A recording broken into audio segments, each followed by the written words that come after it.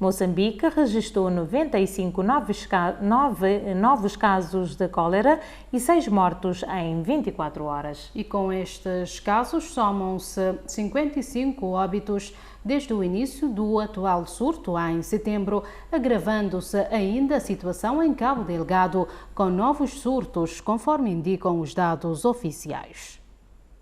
Segundo o Boletim da Doença da Direção Nacional da Saúde Pública, com dados de 3 de setembro a 30 de janeiro, do total de 3.725 casos de cólera contabilizados neste período, 1.621 foram na província de Nampula, com um acumulado de 21 mortos, 1.481 em Tete, com 28 óbitos, e 566 em Cabo Delgado, com 6 mortos. Neste balanço é referido que no dia 30 de janeiro, além de mais 6 mortos e 95 casos, a taxa de letalidade nacional da doença tinha passado para 1,5%. Pelo menos 169 pessoas morreram em 2025 em Moçambique devido à cólera.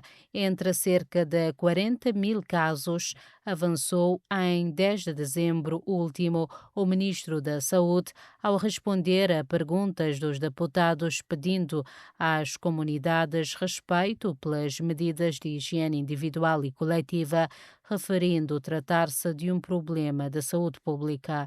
O governo de Moçambique quer eliminar a cólera como um problema da saúde pública no país até 2030, conforme o plano aprovado em 16 de setembro em Conselho de Ministros e avaliado em 418,5 milhões de euros.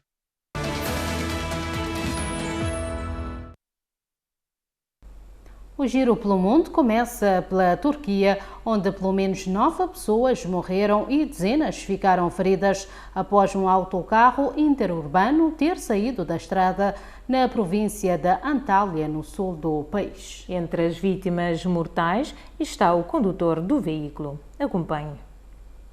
O acidente ocorreu no distrito a nordeste do centro de Antália. Imagens divulgadas mostram o veículo tombado de lado num aterro junto à autoestrada e, segundo as autoridades, o autocarro transportava 34 passageiros e seguia de Terquitaga, tendo perdido o controlo a não conseguir fazer uma curva. Um dos sobreviventes descreveu momentos de pânico antes do despiste e um passageiro relatou que havia nevoeiro na estrada e que o condutor circulava em excesso de velocidade. O autocarro inclinou-se, deslizou contra a barreira de proteção e acabou por rolar pelo aterro, afirmou esse passageiro. O governador de Antália, Hulusi Saim, confirmou que o condutor morreu num acidente e que 7 dos feridos encontram-se em estado crítico com lesões graves que poderão exigir amputações. A região tem sido afetada por fortes chuvas nos últimos dias, com condições de visibilidade reduzida devido ao nevoeiro,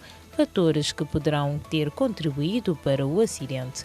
No mesmo dia, outro acidente no país, na província de Bordur, provocou mais de 7 mortos numa colisão frontal. O ministro do Interior, Ali Yerlikaya, lamentou o elevado número de vítimas nas estradas turcas e defendeu leis de trânsito mais rigorosas.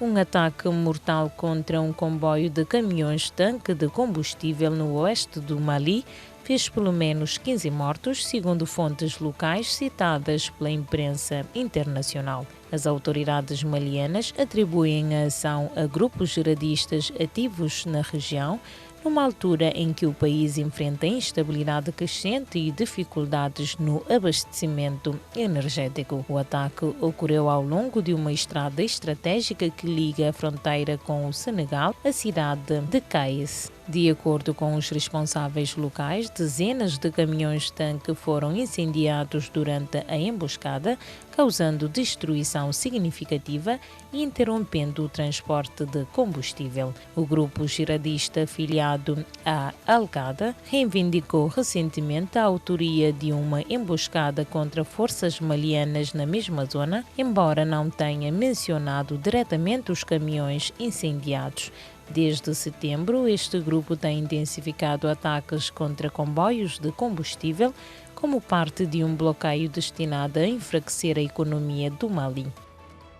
Dmitry Medvedev, alto responsável de segurança do Kremlin e vice-presidente do Conselho de Segurança da Rússia, declarou esta segunda-feira que a Rússia não quer um conflito global numa altura em que aumentam os receios de escalada internacional devido à guerra na Ucrânia. Em uma entrevista divulgada pelos meios russos, Dmitry afirmou que a situação é muito perigosa e que o limiar para a escalada está a diminuir. Não estamos interessados num conflito global, não somos loucos, disse o antigo presidente russo, acrescentando, contudo, que um conflito dessa dimensão não pode ser descartado. A invasão da Ucrânia, iniciada em 2022, desencadeou o maior confronto entre Moscovo e o Ocidente desde a Guerra Fria.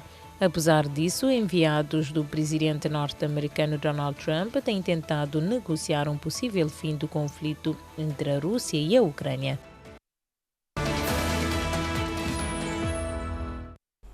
Milhares de pessoas saíram às ruas em várias cidades dos Estados Unidos da América para protestar contra o Serviço de Imigração e Controlo Aduaneiro.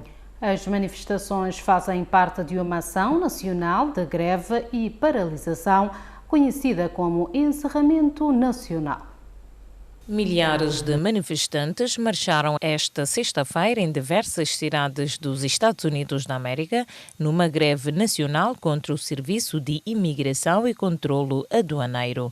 Uma das maiores concentrações ocorreu em Minneapolis, no estado de Minnesota, onde os participantes enfrentaram temperaturas negativas para protestar no centro da cidade. A mobilização integra a ação denominada National Shutdown, um apelo ao encerramento simbólico de atividades como forma de contestar as operações federais de imigração. Durante a marcha, os manifestantes exibiram cartazes críticos à atuação do Serviço de Imigração e Controlo Aduaneiro e entoaram palavras de ordem como encerrar já e fora com o Serviço de Imigração neste país. Os participantes exigem o fim das detenções e deportações levadas a cabo pela agência, acusada por organizações de defesa dos direitos humanos de práticas abusivas contra comunidades migrantes. Além de Minneapolis, realizaram-se também protestos em várias outras cidades norte-americanas,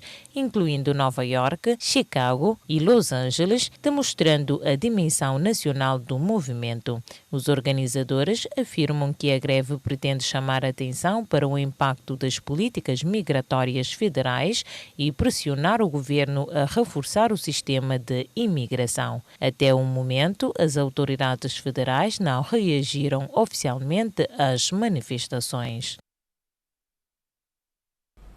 O governo italiano solicitou o apoio econômico de Bruxelas para a reconstrução das zonas afetadas após deslizamento da terra em Sicília. Este fenómeno obrigou a retirada de centenas de habitantes.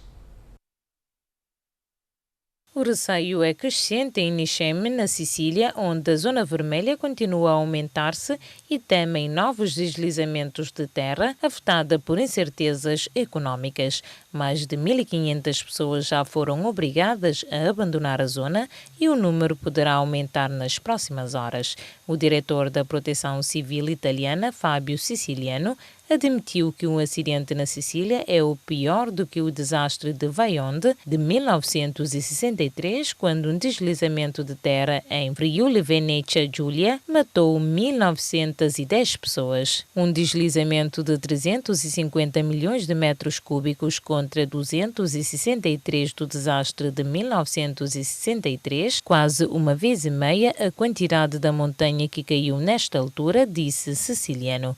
O governo de Roma está pronto a abrir um inquérito administrativo por desastre culposo. O ministro da Proteção Civil e da Política do Mar apontou o dedo às administrações locais, descrevendo o deslizamento de terras como uma consequência de omissões posteriores a 1997, ano em que se registrou um acontecimento semelhante. A oposição pede a demissão do ministro, que foi presidente de Sicília de 2017 a 2022. O ministro dos Negócios Estrangeiros, António Tajani, anunciou que a Itália tenciona pedir ajuda ao Fundo Europeu de Solidariedade para a Sicília, mas também para a Calábria e a Cerdeña, duas outras regiões afetadas pelo ciclone.